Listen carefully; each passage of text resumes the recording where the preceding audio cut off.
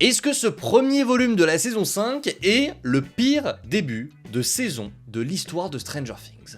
Les amis, j'espère que vous allez tous très bien. On se retrouve aujourd'hui pour une nouvelle vidéo autour de la saison 5 de Stranger Things. Voilà, le week-end est en train de se passer. J'espère que vous avez eu l'occasion de rattraper ce premier volume. Aujourd'hui, j'aimerais, comme je viens de vous le dire, revenir sur les avis un petit peu nuancés, un petit peu plus mitigés. C'est la première fois dans l'histoire de cette série qu'on a des avis plus mitigés. Et en vrai, c'est une bonne chose, hein. Les 4 premières saisons étaient littéralement parfaites. Et là, ce début de saison 5 fait un petit peu parler. Ce n'est pas tout, on parlera aussi d'une grosse news qui, je pense, va vous hyper pour le volume 2. C'est la news que tout le monde attendait, honnêtement, et elle confirme beaucoup de choses. Vous allez voir après cette vidéo, le temps va vous sembler long jusqu'au 26 décembre. N'hésitez pas, juste avant qu'on commence, le petit like, le partage et l'abonnement. Et sans perdre plus d'un instant, les amis, on en parle générique.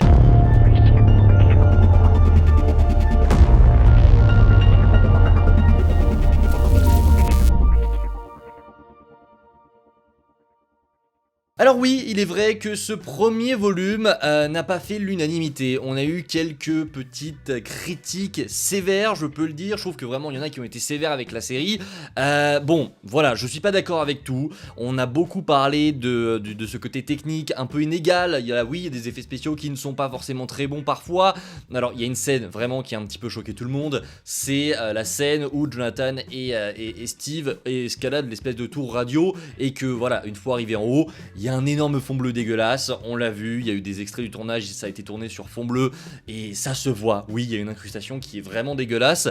Maintenant, alors c'est surprenant, pourquoi? Parce que déjà cette saison 5 a mis du temps à sortir, donc en tant que fan forcément on s'attend à ce que techniquement la saison soit parfaite, mais il faut savoir que la saison 5 a pris beaucoup de retard, a pris beaucoup de temps à être écrite, il y a eu pas mal de choses dans le monde, on ressortait à peine de certaines grèves etc, donc c'était assez compliqué, mais c'est vrai que ça peut surprendre que techniquement la série ne soit pas parfaite alors que globalement, hein, on peut revenir sur la saison 4 parce que c'est la saison que tout le monde utilise pour comparer un petit peu ce premier volume. Oui, la saison 4 était parfaite. Techniquement, en termes d'écriture aussi, tout était parfait. Je trouve que dans Stranger Things en général, on s'est rarement planté au niveau des effets spéciaux. Alors, la première saison était certes pas dingue parce qu'on n'avait pas les moyens, mais encore, je trouve que c'était très correct. Pour le reste, pour la saison 4 et la saison 3, qui eux avaient beaucoup de budget, on était quand même relativement sur quelque chose de parfait. Il n'y avait pas un fond vert dégueulasse, rien du tout. Là, oui, il y a quelques défauts d'effets spéciaux, donc ça peut surprendre. Là, je suis d'accord, honnêtement, on peut reprocher ça à la série. Il y a un autre gros reproche qui a fait surface, c'est qu'il y a trop de personnages. Beaucoup reprochent maintenant le fait qu'il y a beaucoup trop de personnages dans cette saison 5 et qu'au final, on se perd un petit peu, on tourne en rond avec certaines intrigues. Je suis à moitié d'accord avec cette critique. Je suis totalement d'accord sur le fait que on tourne en rond. On tourne en rond sur certains personnages. Pour le moment, encore une fois, je trouve que beaucoup font l'erreur de critiquer cette saison alors qu'on ne l'a pas vue complètement. Je vous le dis avec les news qu'on a juste après, le volume 2 risque d'être absolument insane et on va accélérer sur certaines intrigues, notamment celle du monde à l'envers. Maintenant, attention, ne jetez pas la pierre sur cette saison 5, elle peut être absolument grotesque dans le volume 2 et 3. On verra bien ce que ça va donner. Encore une fois, hein, là on parle de côté négatif, on chipote, on est sur une série absolument incroyable, cette saison 5 est critiquée, mais globalement c'est extrêmement bien. On est très critique parce qu'on a été habitué à avoir quelque chose de parfait. C'est le cas avec Stranger Things. Donc, on tourne en rond avec certains personnages, je suis d'accord. L'intrigue qui m'a le plus posé problème, c'est l'intrigue autour de Nancy, de Jonathan et de Steve. Et c'est globalement celle qui est le plus ressortie. Parce que c'est vrai qu'on tourne un petit peu en rond avec tout ça. En fait, si je devais reprocher quelque chose à la saison 4, c'est que je ne comprends pas pourquoi est-ce qu'on a refoutu Steve dans les pieds de Nancy. C'était l'intrigue de la saison 1 et 2, le couple Nancy, Steve, etc. Il y a eu une finalité. La finalité, c'était justement que Steve est sorti avec Jonathan, les deux opposés se sont attirés et maintenant ils sont ensemble. Maintenant, ce retour en arrière, le fait que dans la saison 4, Steve ait déclaré un petit peu sa flamme, redéclaré sa flamme à Nancy dans le camping-car, que Steve l'imaginait avec ses petites paupiettes, enfin c'est les termes qu'il avait utilisés, bref, vous savez très bien ce qui a été dit dans la saison 4 et je ne comprends pas pourquoi est-ce qu'on est revenu en arrière.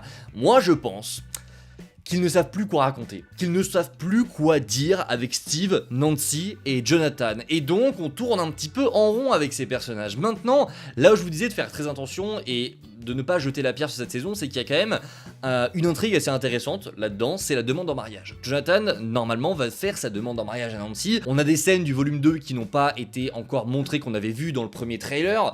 Je pense que voilà, on va avoir une intrigue très intéressante avec Nancy et Jonathan. Steve, je ne sais pas ce qui va devenir de lui, mais honnêtement, la demande en mariage risque d'être intéressant. Ça va enfin faire bouger les choses et ça va, en quelque sorte, conclure cette histoire de triangle amoureux une bonne fois pour toutes. On verra, mais attendons de voir. C'est un début de saison, forcément. On prend le temps d'étaler un petit peu tout, de mettre en place les choses qui vont être développées par la suite. On est sur 4 épisodes, forcément. C'est très étrange de découvrir la moitié d'une série qui en plus est la dernière saison. Je trouve ça un petit peu étrange de critiquer, de devoir faire une critique. Moi, quand j'ai fait ma critique de la saison 5, de ce premier volume justement, j'ai eu beaucoup de mal à en parler parce que c'est hyper bizarre, c'est hyper frustrant d'établir un avis, de parler de manière constructive de cette série alors qu'on n'a pas tout en fait. On n'a pas tout, donc attendons de voir la fin pour pouvoir émettre quelque chose de plus concret, de plus constructif. Donc trop de personnages, je suis pas sûr. Il y a aussi l'intrigue entre Eleven et Hopper qui, on souffle un petit peu parfois. C'est vrai que l'intrigue de Eleven et Hopper coupe le rythme. Il y a beaucoup de choses qui t'amènent un petit peu nulle part. Il y a des scènes qui servent à pas grand chose.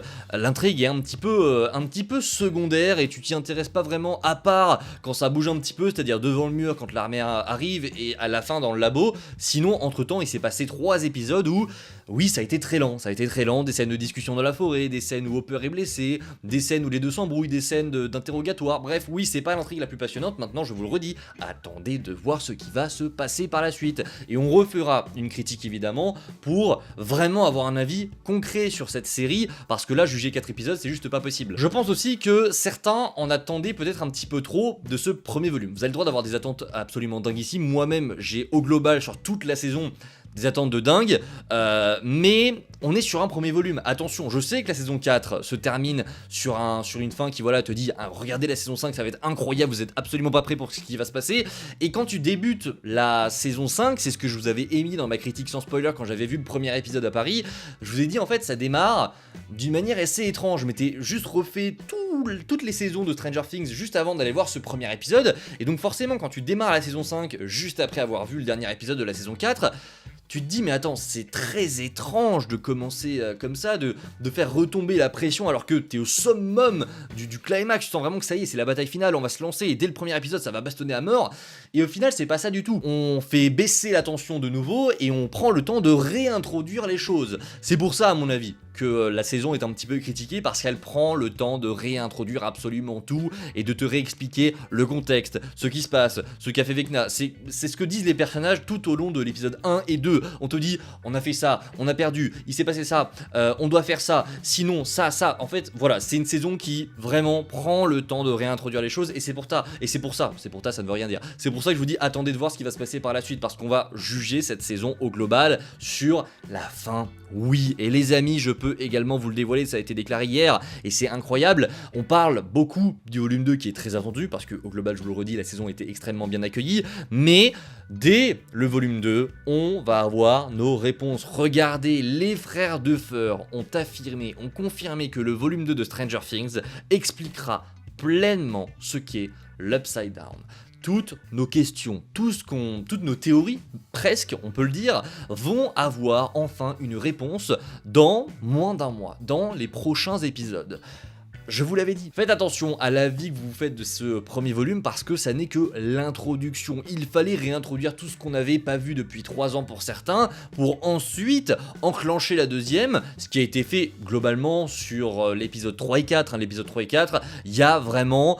Voilà, tu sens qu'il passe une vitesse et qu'à un moment donné, on y va, on commence à y aller. Et je pense vraiment qu'à l'inverse du premier volume, le volume 2 va envoyer du giga pâté. Je pense que ça va y aller, mais vraiment à fond. On va passer 3 épisodes de folie. Je pense que vous pouvez en être sûr. En tout cas, ils l'ont déclaré. Ça y est, on aura nos réponses dans le volume 2. Et évidemment, on aura d'autres réponses dans le volume 3. Mais en tout cas, on va avoir des réponses. Et ça, c'est le plus important. Ils ont déclaré, vous le voyez, cela fait maintenant 10 ans que ce projet est en préparation. Et le moment est venu de le révéler en parlant évidemment du volume 2. Je vous invite à aller lire lire l'article de Deadline qui est passionnant, il parle également des coulisses, c'est génial.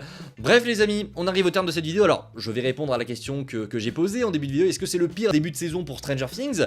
Je ne peux pas me prononcer, voilà, je ne vais pas répondre, tout simplement parce qu'on n'a pas encore toute la série, on n'a pas encore toute la saison, et c'est ce qui me dérange en fait. La saison 3, on a jugé la saison avec tous les épisodes. La saison 4, pareil, on a jugé ça et c'était très différent. La saison 4 était divisée en 2 volumes, mais 2 volumes qui étaient complètement inégaux. On a eu 7 épisodes pour le premier volume et pour le dernier volume, on a eu 2 épisodes. Donc forcément, c'est totalement différent. C'est la première fois qu'on est forcé de regarder simplement le début de la saison. Donc attention à ce que vous dites, attention à la suite parce que ça risque d'être incroyable. On verra et à la fin de cette saison 5, donc le 1er janvier, je pourrai vous dire si, oui ou non, il s'agissait plutôt du pire début de saison pour Stranger Things. Bref les amis, n'hésitez pas en commentaire à me dire ce que vous pensez de tout ça. Je vous dis à la prochaine, c'était Spidey, prenez soin de vous, c'est toujours le plus important. Ciao tout le monde!